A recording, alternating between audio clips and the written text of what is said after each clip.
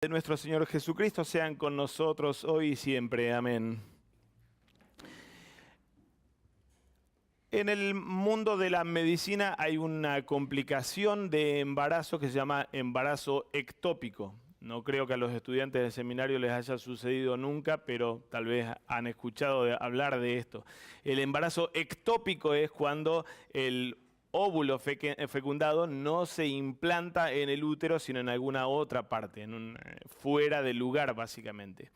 Un embarazo ectópico tiene todas las posibilidades de ser expulsado y de fracasar como embarazo, de suceder un aborto espontáneo bien temprano, por justamente no implantarse en el lugar que corresponde. Está puesto en un lugar totalmente ajeno.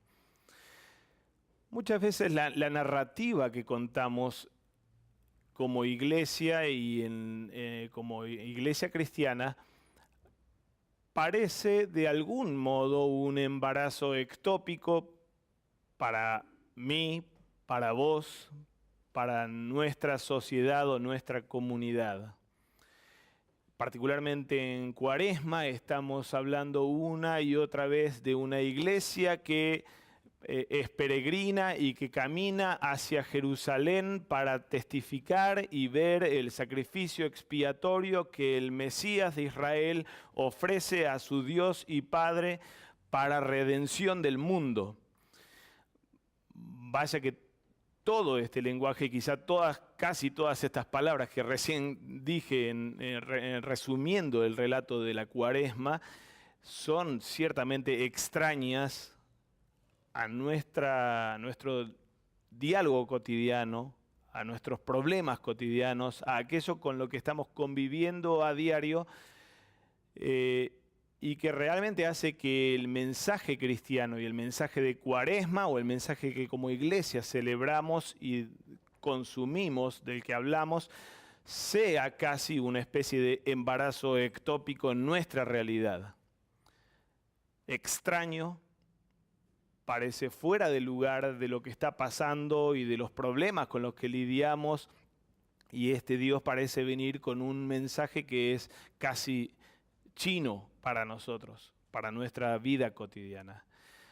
Y esto hace que tantas veces temamos que esa semilla implantada en un lugar extraño termine siendo mal lograda o termine siendo expulsada por nuestro útero de la vida cotidiana, de lo que día a día vivimos y donde no calza este discurso de caminar a Jerusalén. ¿Qué es esto?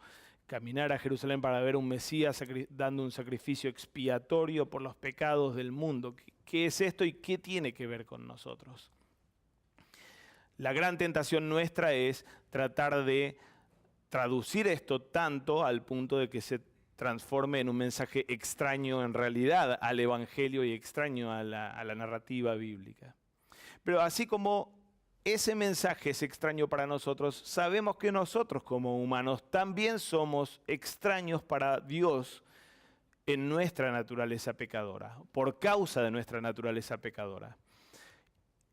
Queremos implantarnos en un Dios y queremos tener trato con un Dios tantas veces por vía de nuestras propias obras, nuestras propias buenas obras, con las que queremos escalar e implantarnos en un útero divino que nos es realmente extraño y que nos desconoce por causa de nuestro pecado, corriendo grandes riesgos, o mejor dicho, teniendo la certeza de ser expulsados como sucede en un embarazo ectópico. Esta es nuestra cruda realidad y nuestra trágica realidad de hombres modernos y de hombres caídos en el pecado. Él nos es extraño a nosotros y nosotros por causa de nuestro pecado le somos extraños a Él. Hablando de embarazo ectópico o de cosa extraña implantada en un lugar inesperado, hoy, 25 de marzo, celebramos parte de la narrativa de Navidad. Hoy, 25 de marzo, celebramos la anunciación del ángel Gabriel a María, como escuchamos recién en las lecturas fuertemente navideñas en medio de y en el clímax casi de la Cuaresma. Estamos llegando ya hacia el final de todo este camino en el que no hablábamos de otra cosa de cruz y resurrección, o particularmente de cruz, y ahora de golpe, hoy 25 de marzo, hablamos de la historia navideña del comienzo del Evangelio de Lucas. ¿Qué es esto? ¿Cómo celebramos en medio de esta celebración cuaresmal algo que no tiene nada que ver con la Cuaresma en principio o aparentemente? Bueno, razones hay varias, tal vez la más superficial es la matemática. Estamos a 9 meses justo del 25 de diciembre, el día en el que el Señor fue concebido por la obra del Espíritu Santo, como lo confesamos en el credo. La Iglesia desde muy, muy antiguo también entendió esto desde una perspectiva teológica, con carga teológica. ¿Por qué hoy celebrar algo que es parte de la narrativa navideña? Hay un padre de la iglesia siria del siglo IV, Efrén se llama el hombre, que expone el texto de Éxodo 12, el texto de la salida de Israel o de las instrucciones de Jehová para Israel en cuanto a la salida y a la celebración de la Pascua. Explica ese texto de Éxodo 12 en términos de anuncio de lo que Cristo vendría a ser como el verdadero Cordero Pascual. Y este Efrén señala o hace un paralelismo entre las fechas de la Pascua judía y las fechas de los eventos cristianos. En aquel texto del Antiguo Testamento, Éxodo 12, Jehová dice que el día 10 de Nisán debía Israel apartar el cordero, que no iba a ser sacrificado ahí enseguida, sino 4 días después, el 14 de Nisán. El 10 era el día de preparar el cuerpo a ser sacrificado para finalmente, después, unos días después, sí ser sacrificado. Efrén, este padre, expresa la tradición propia de la iglesia antigua diciendo, del mismo modo pasó con la concepción de Cristo. Sucedió el 10 de Nisán, 6 meses después del día de la expiación, que en el relato de Lucas lo tenemos cuando Zacarías, el padre de Juan el Bautista, va al templo, así lo interpreta Efrén. Este es el día de la expiación y 6 meses después es concebido Cristo. 6 meses después del día de la expiación se celebraba la Pascua y era el día 10 de Nisán en el que Cristo ahora es concebido. Dice Efrén entonces, esta es nuestra Pascua.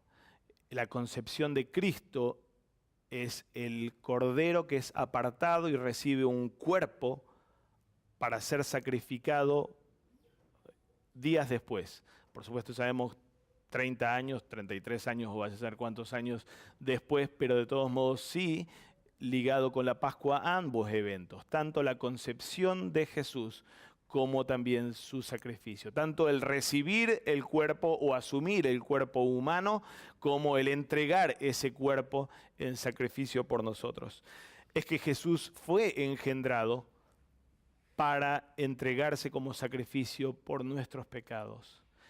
Así entendió la iglesia desde antiguo esta celebración y por eso tiene todo el sentido celebrar algo navideño en este contexto cuaresmal, porque estamos hablando de cómo Cristo preparó su propio cuerpo como Cordero Pascual para ser sacrificado en el Gólgota.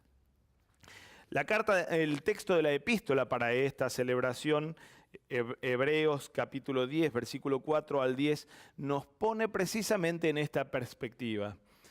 Dice el texto de Hebreos 10.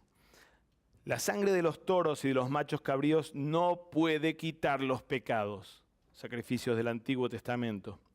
Por lo cual, Cristo entrando en el mundo dice, ahora cita el Salmo 40, sacrificio y ofrenda no quisiste, mas me diste un cuerpo. Holocausto y expiaciones por el pecado no te agradaron. Entonces dije, he aquí vengo, Dios, para hacer tu voluntad, como en el rollo del libro está escrito de mí. Diciendo primero, sacrificio y ofrenda, holocausto y expiaciones por el pecado no quisiste ni te agradaron, cosa que se ofrecen según la ley. Dice luego, he aquí vengo Dios para hacer tu voluntad. De esta forma, quita lo primero para establecer esto último. En esta voluntad somos santificados mediante la ofrenda del cuerpo de Jesucristo, hecha una vez y para siempre. El autor de la carta a los Hebreos expone de forma magistral aquel texto del Antiguo Testamento, como sucede en el resto de la carta. Él enseña el sentido propio que tiene todo el relato del Antiguo Testamento en referencia a Cristo y particularmente a Cristo como aquel que trae el pacto definitivo y nuevo que había sido anunciado así en el Antiguo Testamento.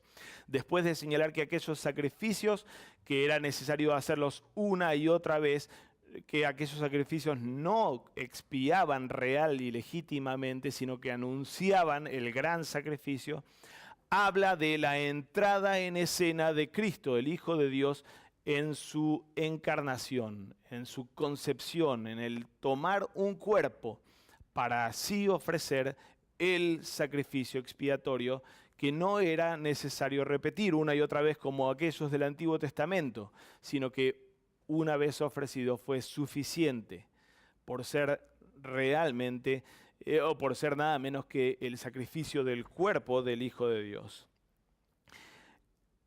El autor de la carta a los Hebreos le atribuye al Hijo de Dios en la eternidad estas palabras del Salmo que recién decíamos. Sacrificios no pedís, no te agradan, pero me preparaste un cuerpo. Entonces, he aquí vengo para cumplir tu voluntad, así como está escrito de mí en el rollo del libro. El autor de la carta encuentra en esta cita del Salmo básicamente dos tiempos en la historia de la salvación. Antes dijo que los sacrificios no eran suficientes para ahora entonces decir, vengo para hacer tu voluntad, anulándolo primero, dice el comentarista de la carta a los Hebreos, anulándolo primero para establecer lo segundo. Lo primero son aquellos sacrificios del Antiguo Testamento que tuvieron su tope en la expiación de Cristo, o en la muerte expiatoria de Cristo, y lo segundo que queda establecido es esta muerte de Cristo como suficiente, como no solamente insuperable, sino como suficiente. Cuando Cristo muere pagando tus culpas y las mías, el Padre es calmado en su demanda de justicia y de condena sobre la humanidad pecadora porque fue descargada esa ira sobre el cuerpo humano de este Cristo que vino a representarnos y a ser nuestro Redentor. Para finalmente el autor de la carta sacar estas conclusiones. Fue suficiente el sacrificio de Cristo, básicamente por tres características de este sacrificio. Sucedió según la voluntad del Padre y satisfaciendo la voluntad del Padre, logra santificar lo que aquellos sacrificios no lograban santificar a nosotros, impuros por naturaleza, alejados y extirpados del Padre por causa de nuestro pecado, pero ahora recibiendo acceso al Padre por medio del sacrificio y del cuerpo sacrificado de Cristo. Y finalmente la tercera característica que hace que sea suficiente o que delata que es suficiente es el hecho de que ese sacrificio de Cristo no pasa más. Ya sucedió en el Gólgota aquel día que Cristo pronunció las palabras consumado es o está terminado. Hebreo 10 nos pone, como decíamos, en órbita para entender por qué vino Cristo, por qué se hizo humano Cristo y por qué celebramos la encarnación o la concepción de Cristo en este contexto cuaresmal. Por el simple hecho de que Él vino, Él tomó un cuerpo humano, Él se hizo como vos y como yo, se hizo uno de nosotros para morir, para pagar la culpa, para expiar y limpiar tu mancha imborrable de otra forma, pero que sí es borrada por el poder de esta sangre derramada en nuestro lugar. Pero al mismo tiempo expone la significación de ese sacrificio que Cristo trajo. Esta venida, ese sacrificio de Cristo, sí satisficieron la demanda de justicia del Padre, que no se iba a conformar con un pago a medias, sino que solamente iba a satisfacer su ira, su demanda de ira, con un pago suficiente, perfecto a la medida de su propia justicia. La sangre de Cristo cubrió, alcanzó esta medida por ser nada menos que la sangre del Hijo de Dios.